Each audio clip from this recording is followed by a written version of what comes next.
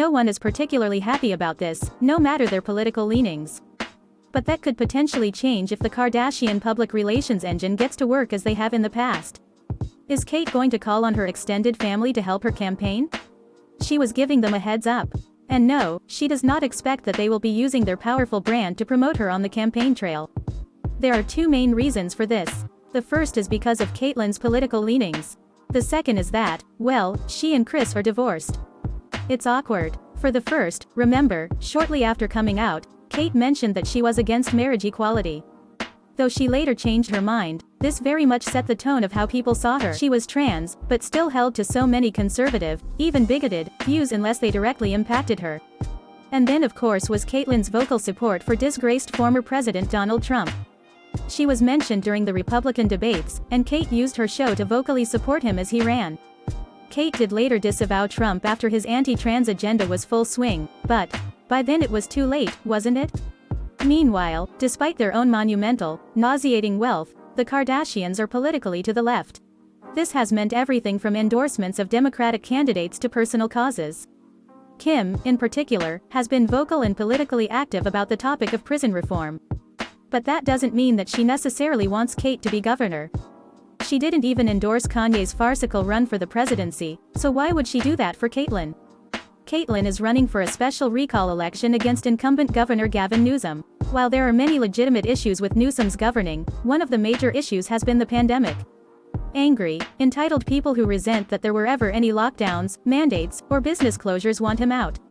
This is on top of other issues, of course, that are more legitimate. For example, there was a massive fraud scandal in the state government. Newsom was also spotted dining out with friends, something that many of us have not done since early March 2020, while telling Californians to stay home. Some have been suggesting that Caitlyn's run is counterintuitively progressive. After all, she is a trans woman who could be a Republican frontrunner to be governor to 13% of all Americans. That certainly is a milestone in terms of trans representation. It would be an even bigger milestone if she won.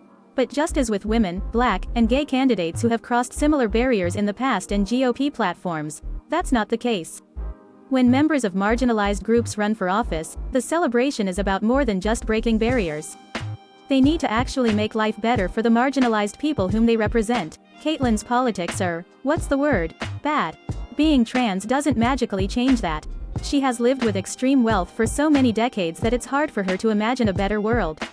After all, if this world has worked for her, she's not looking to make any drastic changes. Cait has already scandalized Kim with ignorant but unsurprising tweets about the release of prisoners. She has gone after Newsom on Twitter for releasing prisoners in light of the COVID-19 pandemic.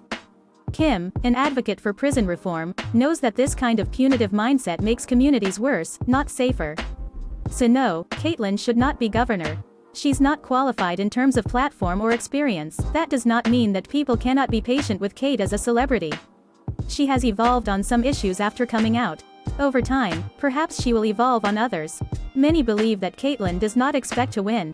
After all, Trump loyalists hate her for disavowing their orange savior, and transphobes hate her because they're bigot. It is speculated that she's doing this run because she feels like it, and in the hopes that it will boost her brand. I have to confess that even non-Californians are clearly unhappy with her run as a publicly visible trans conservative.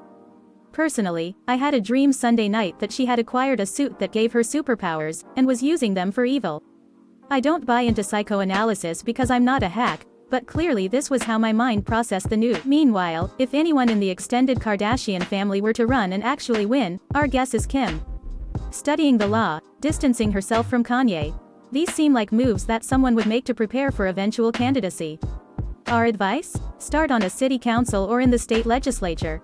Get some experience before running to govern 40 million Americans.